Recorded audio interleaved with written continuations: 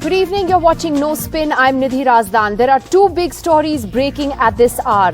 On one hand, we have Prime Minister Modi and President Biden who've just started a virtual summit a little while ago where the Russia-Ukraine crisis is front and center. And in just a few moments from now, Shehbaz Sharif, the younger brother of Nawaz Sharif, is going to be sworn in as the new Prime Minister of Pakistan. He was declared the Prime Ministerial candidate in a vote that took place in Pakistan's parliament earlier today.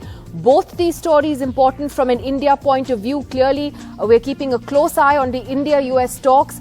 They come at a time when there have been visible strains over India's position on Russia. The Prime Minister has, in his opening comments, once again condemned the civilian killings in Bucha in Ukraine.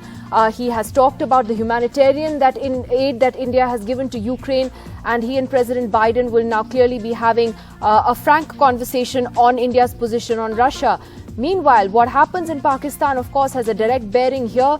Will Shehbaz Sharif as Prime Minister mean a possibility of India-Pakistan peace once again? We don't know quite yet. He's made some very strong comments, as Pakistani leaders do, on taking up Kashmir on every international platform.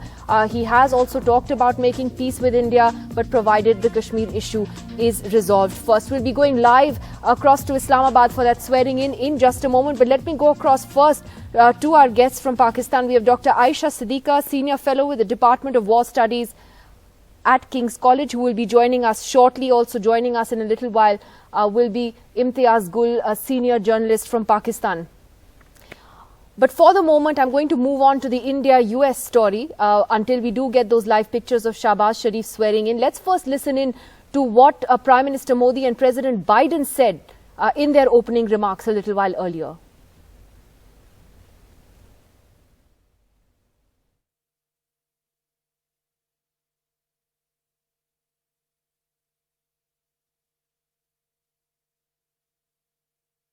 We share a strong and growing major defense partnership. At the root of our partnership is a deep connection between our people, ties of family, of friendship, and of shared values. On that note, I want to welcome India's humanitarian support for the people of Ukraine. मैंने Ukraine और रूस दोनों के राष्ट्रपतियों से कई बार phone पर बातचीत की। मैंने न सिर्फ शांति की अपील की, बल्कि मैंने राष्ट्रपति पुतिन को यूक्रेन के राष्ट्रपति के साथ सीधी बातचीत का सुझाव भी रखा। हाल में बूचा शहर में निर्दोष नागरिकों की हत्याओं की खबर बहुत ही चिंताजनक थी। हमने इसकी तुरंत निंदा की और एक निष्पक्ष जांच की मांग भी की है। All right, we'll be going back to that story on the India-US talks in a little while from now. Do remember also that the US Defense Minister, along with the Indian Defense Minister and the two foreign ministers, are also going to be holding talks in what is called the 2+2 dialogue in just a little while from now. I'm going to be kind of bouncing back and forth between that story and the Pakistan story, because as I said, Shehbaz Sharif to be sworn in as Pakistan's Prime Minister any moment now. Senior journalist Imtiaz Gul joining us for more on that. Imtiaz Saab, more drama today, but finally Shehbaz Sharif taking over. In your view, what does this possibly mean for the India-Pakistan relationship, which is completely frozen at the moment? Yeah, I think Shehbaz Sharif in his welcome, in his inaugural speech, repeatedly mentioned India and spoke of the need of improving relations. He also said he would possibly appeal to the Indian Prime Minister to join hands and work together for poverty alleviation and similar undertakings. So I think from that perspective, it was a welcome speech. I mean, this was the same thing that Imran Khan had also been pleading. He did try twice, but then in between, I think, came the Kashmir issue in August 2019. And this is what then eventually vitiated the atmosphere. And Imran Khan also lunged into a big campaign against BJP and RSS. So that was the unfortunate part of it. But I think both countries need to move on, need to re-engage in the larger interest of more than 1.5 billion people of the two countries. But from an Indian perspective, the fact that, again, Shehbaz Sharif has gone on about Kashmir not once but several times in his speech today. Of course, a Pakistani Prime Minister will do that. You have your domestic audience there. But do you get a sense that there is a difference between the way he may approach the relationship with India and the way Imran Khan did? As you rightly said, Imran Khan, of course, his rhetoric was very sharp. He made it very personal about Mr. Modi and it didn't seem interested at all in mending fences at any level. Yeah, I personally think that now Shehbaz Sharif being in the driving seat, it could make a big difference, particularly because the Sharifs have had a history of good relations with India as well. I mean, everybody remembers how Mr. Modi had flown into Islamabad from Kabul on notice of just a couple of hours. So that was and I would say an historic moment, but then obviously we couldn't build on it.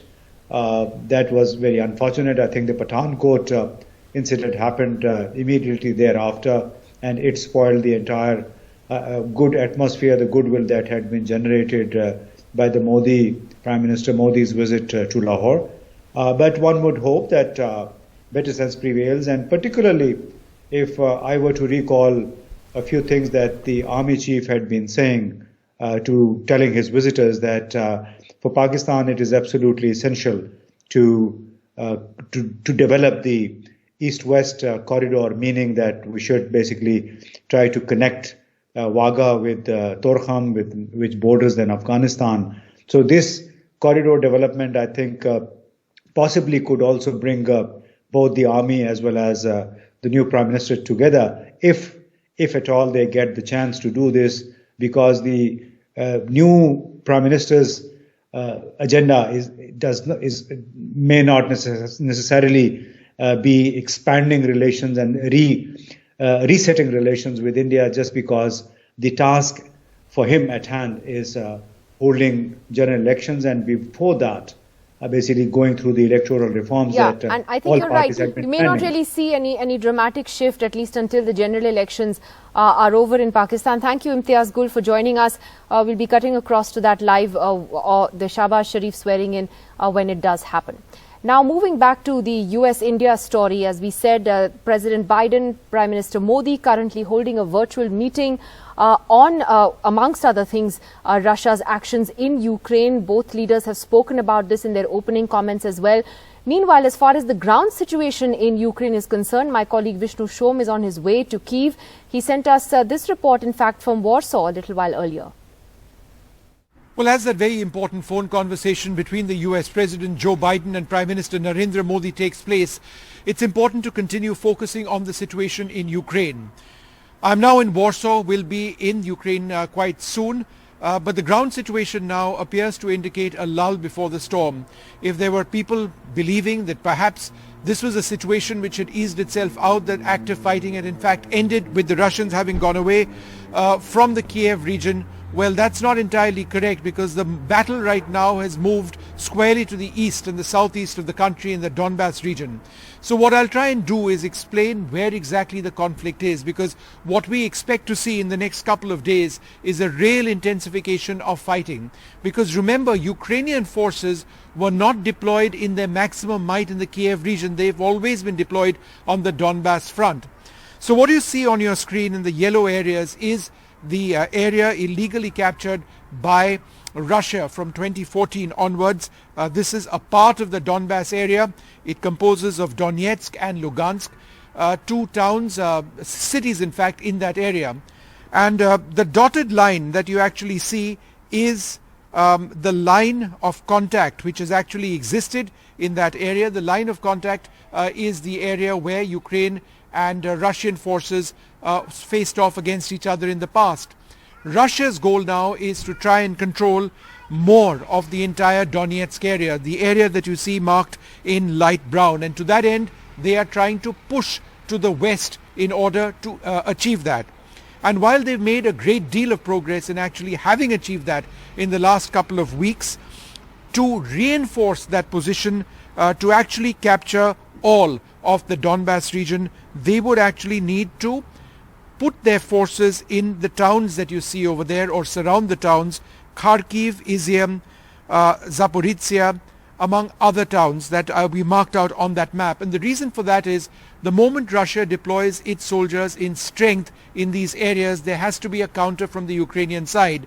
And therefore, if Ukraine's forces are deployed in defending these very important cities, then the possibility of a Russian armored thrust through the center does exist, but only to the extent that they can push the front line in order to secure the entire Donbass region. That appears to be what the goal of the Russians at this stage could be. Will this be what Vladimir Putin considers to be a victory? Only time will tell. All right. Well, joining us now on the panel this evening, Ambassador Meera Shankar. She's been India's ambassador to the United States. Mr. Brahmachalani, well-known strategic affairs expert. Christopher Clary, Assistant Professor of Political Science at the University of Albany, is joining us, also a non-resident fellow at the Stimson Center. And from Ukraine, we have Oleksiy Goncharenko, who is a member of parliament from Ukraine. Thank you very much to all of you for joining us this evening. Ambassador Meera Shankar, to you first. How do you think this meeting is going to go today, given how critical some US officials and even the president have been of India's position on Russia?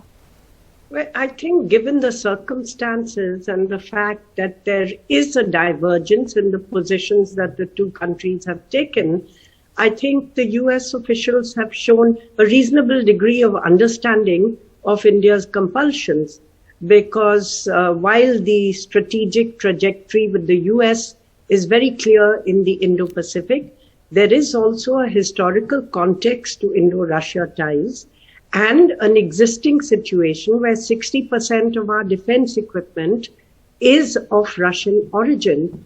And we have Chinese troops on our border with intrusions along the border.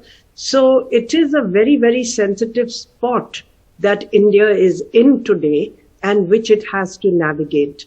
So I do hope that the agenda with the US will be broader than just Ukraine, and that is what the White House press secretary has indicated, that they will discuss how to take the bilateral relationship forward, they will discuss regional issues, they will discuss global issues, they will discuss the Indo-Pacific, and they will also discuss Ukraine, because that is an American priority. They would like us to be more aligned with their position, and India has chosen to take a neutral stance. Instead of supporting Russia or supporting Ukraine, we have taken a neutral stance in the conflict because we believe that it should end as quickly as possible.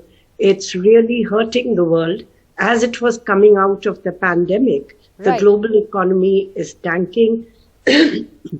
Fuel supplies have, been escalating in prices. There are shortages of food. So from our point of view, this is the very worst thing that could have happened. And it has also taken US focus away from China, which is the basis of the Indo-US convergence, and onto Russia. So at some level, there is a feeling that, this is a conflict of the last century rather than something which is going to be a strategic challenge for the future. Let me ask Professor Christopher Clary on that, because one of the interesting things Mr. Modi said, although it has been said by India before, is that, he has personally asked President Putin to talk to President Zelensky and that the two leaders must speak together. Now, given India's position on Russia at the moment, is it not possible, you think, that India could actually play a more constructive mediatory role in trying to bring this conflict to an end? This is a role that India has found itself in the past, when Russia and formerly the Soviet Union engaged in behavior that India was thought was injurious, not just to Delhi's interest, but also Moscow's interest. At the end of the day, the costs that India can impose upon Russia are pretty modest compared to the costs that Russia has managed to impose on itself. Russia's facing a defense buildup in Europe. It's facing sanctions that are really unparalleled for a great power in the modern era. So those costs are really what's going to drive Putin's decision-making. India can play a role in passing messages, but there's a variety of ways that U.S., EU, and Russian decision-makers can talk. So I don't, unlike a previous era, like India's role with the Korean War back in the 1950s, where India really was necessary for those back-channel conversations, I don't think it plays that same role here. But India's voice encouraging reconsideration of what I think is a really destructive path for Moscow is helpful on the margin, and also will, I think, diffuse pressures from DC on Delhi. Okay. Brahmachalani, again, I don't think India likes being told what to do. That's very clear that this government doesn't like being talked down to and to be patronized. But that apart, just on where India's long-term strategic interests lie. Now, given our own issues with China at the moment, the very real threat on the LAC, the fact that you have the Russia-China relationship that's grown even closer, and the possibility that Russia could end up being a junior partner in this relationship with China for the foreseeable future. Is it in India's long-term interest to put all its eggs in the Russian basket? Well, India is not putting all its eggs in the Russian basket. India adheres to strategic autonomy, just the way the U.S. is attached to strategic autonomy. If you look at the U.S. relationships in the region where India is located, the U.S. maintains separate strategic relationships with India and Pakistan. It still maintains Pakistan as its major non-NATO ally, despite Pakistan engineering America's defeat in Afghanistan through its proxy, the Taliban. And if you look at the India-China context, Biden, because of its outreach to China, hasn't opened his mouth on China's ongoing border aggression against India. He hasn't uttered a single word on that subject, let alone urged Beijing to pull back the large numbers of troops it has deployed along the India frontier as part of a massive military buildup. The U.S. doesn't choose sides if it goes against its interests. Neither should India choose sides when it goes against India's interests. And I think U.S. policymakers must grasp this. A country as large and independent-minded as India cannot become a client state of the U.S. The Cold War era of patron-client framework, patron-client relations is no longer valid in the 21st century. And one important thing that we have to keep in mind, which is that it's not just India that is trying to be neutral.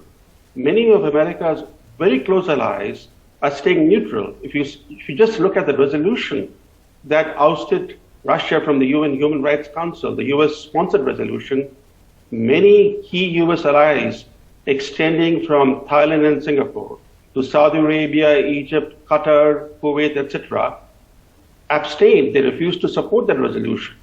And the countries that today are playing the role of peacemaker and trying to adopt a neutral stance are Israel and Turkey. Israel is one of the closest allies of America, while Turkey is a member of NATO.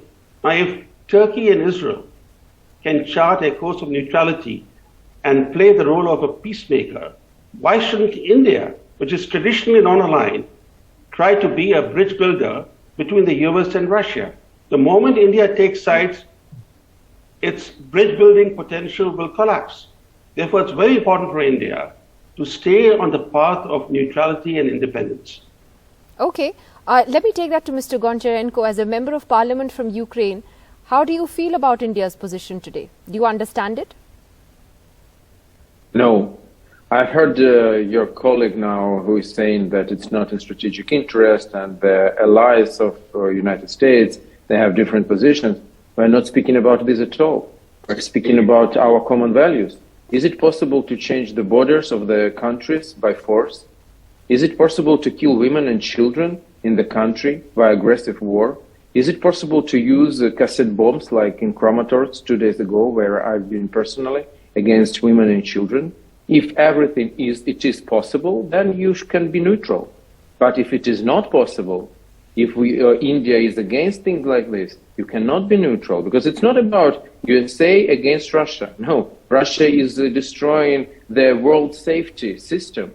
by its what they are doing. And I think that India should understand it better than many other countries in the world. What is it to be attacked by a very big dictatorship, by a very big dictator's country? And if such country can attack another country, sorry, who will suffer from this? Also, can India suffer from this? And I am sure that it's in interest of India to stop things like this, not to be part and not to take side between United States or Russia. We're not speaking about geopolitics. We're speaking about, are there any rule of law in the international politics? Are any rules that should be equal for everybody on the planet? If they are, and that is important for India and Indian people, I am absolutely sure. So India should react on this like the whole free world reacted. The question is why I think the United States are saying shaky position, why Biden is speaking with Modi now. That because just not in comparison with Saudi Arabia and other countries which were mentioned, but India is democracy. And being democracy, being a part of free world, democratic world, which is extremely important, I think it is important to be together with a free world, which united all around the planet, the free world. That is an important point. From the United States to New Zealand. You know, you're right. I mean, we are the world's largest democracy in India. We are not Saudi Arabia, and all the other countries mentioned were all pretty much non-democracies. But just on that point, Professor And that Clary, is important. But, yes, so, it is, but it sorry, is. but that is why we are so much, me personally, I can say, disappointed with the position of India in the United Nations, when India not only didn't vote for expulsion of Russia from Human Rights Council, but Russia in Human Rights Council after killing women and children, it's something unbelievable. But even about the condemnation of the war, the first resolution of United Nations, I am sure that India wants peace on the planet. I am absolutely sure about this. Okay, Professor Clary, just on this point, I mean, obviously democratic values are important, except that why does there seem to be this sort of big burden on India as a democracy to take a certain position on the Russian invasion when, frankly, the US has no problems in engaging with autocracies when it suits them? I mean, it has a relationship with the Saudis. It's buying oil from Venezuela. And it had a very different view on Venezuela till recently. So is it fair to lay that burden on India purely on the sort of basis that it is a democracy? You know, I think international politics isn't fair at some fundamental level, but it's also because the U.S. relationship with Saudi Arabia has no romance. There's no Bollywood number. It's about hard oil and realpolitik. With India, the U.S. hopes, it dreams, it wants, it aspires that relationship is based on shared values. And, you know, sometimes India, like the United States, will have to make choices that are contrary to its values, right? So India striving for a multipolar order, wanting to maintain a relationship with Russia, a Russia that has helped India and the UN Security Council many times over the years, right? India knows, I think, at some fundamental level that this invasion is wrong, what Russia is doing is wrong, that there are war crimes, right? I think the Indian government is aware of that, but it finds itself in this really sticky predicament. And, you know, that does probably lead to some pressure, because when a country like India values its soft power, tries to embrace a vision of India as something more than just a big country with a growing economy, then people are going to use that soft power, going to hold up those values as a metric to judge India. And, you know, like all great powers, there is going to be some hypocrisy in India's foreign policy. So as the price of hypocrisy is people are going to criticize India, just as people, I think, rightfully criticize the United States when it engages in hypocritical foreign policy with the autocracy that you mentioned and others. Yes. All right. I have to leave it at that tonight. It'll be interesting to see what comes out of this meeting between the US President and the Indian Prime Minister. Thank you very much to all of you for joining us, giving us some perspective on what continues to be a really big story. We'll see you after the break.